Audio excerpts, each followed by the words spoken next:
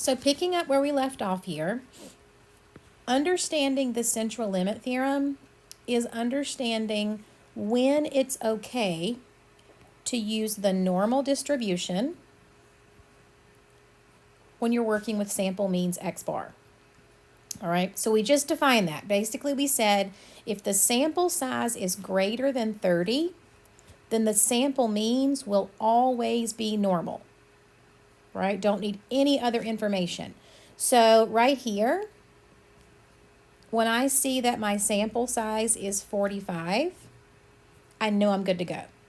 Or right here, when I see that my sample size is 42, I know the central limit theorem is met.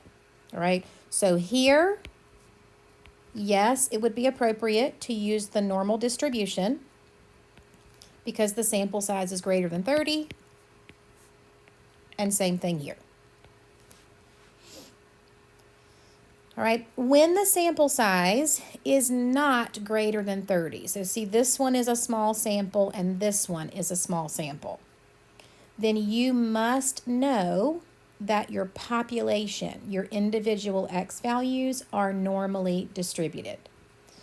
So in this top example, even though the sample size is less than 30, we're still okay because the original population was normal. So in this case, we'd say yes, right? Because even though the sample size is less than 30, the original population is normally distributed. All right. However, in the example below this one, we have a simple random sample of size 24, and we don't know anything about the shape of the original population. It could be severely skewed one direction or the other, right? We don't know that it's symmetric and bell-shaped. And so here, the answer would be no, right? And my reasons are because the sample size is less than 30, and we do not know that we have a normally distributed population.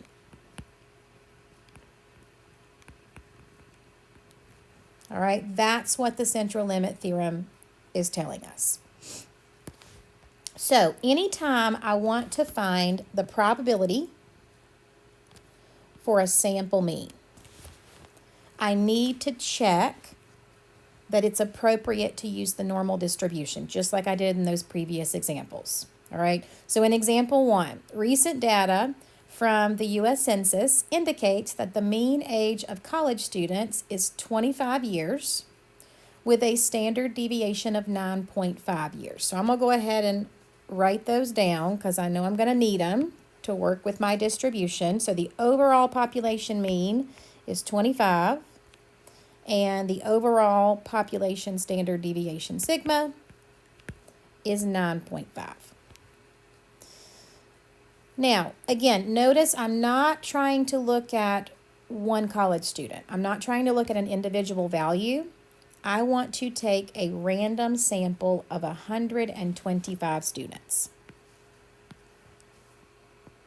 Okay, so sample size is 125. And notice that the probability I want to find is for a sample mean value. All right, it's not for a value of x for an individual student, it is for a sample mean. All right, so I've got a sample size of 125. What I want to find here is the probability that the sample mean is greater than 26 years.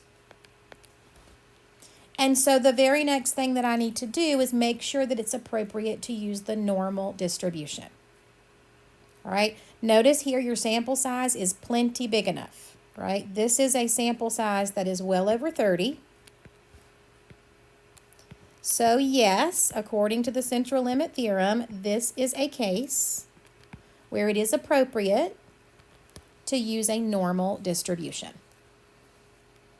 Now, the other thing that I'm going to need to work with a sample mean is I'm going to need to make sure that I have the correct mean and standard deviation. So when I see that I'm working with a value of x bar, I want to make sure that I'm using the appropriate mean and standard deviation. Now, again, according to the central limit theorem, the overall mean does not change. So this will stay 25.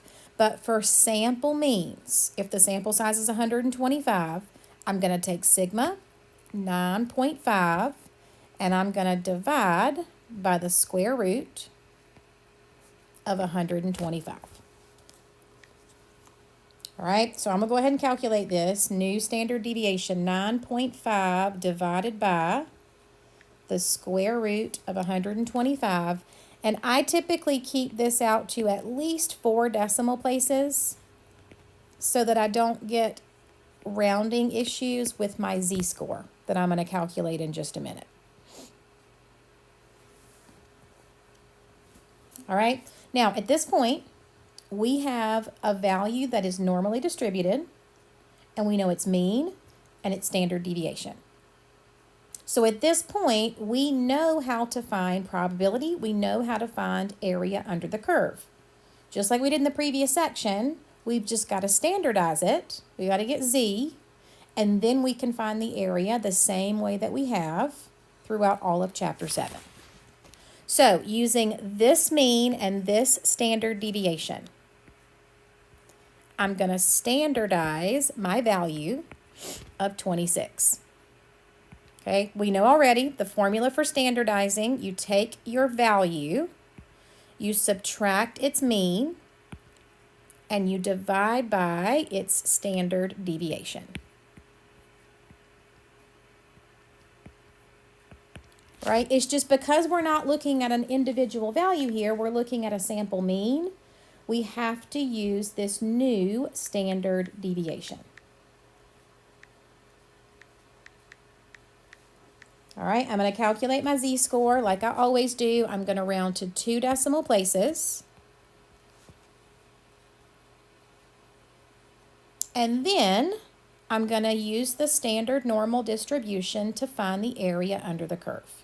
All right, I'm going to go to my table, but if you've been using a calculator like the one in ALEKS or the one in Excel, that's fine. All right, we just need to find the area that corresponds to a z-score of 1.18. So I'm going to go to the page with my positive z-scores. Going to look for 1.1 on the left-hand side, 8 in the second decimal place. And where those two things intersect gives me an area, but remember it is the area to the left. Okay, so I'm going to bring that back over here, 0.8810.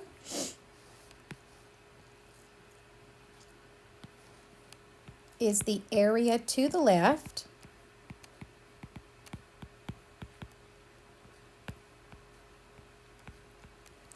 And then I'm going to come back up here and make sure that I know exactly what it is I need to find.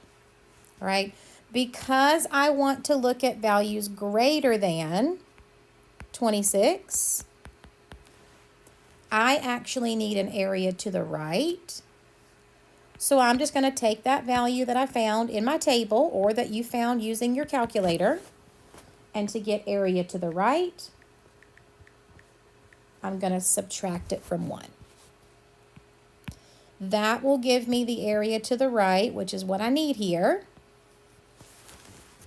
because the area to the right is the probability that a value is greater than 26.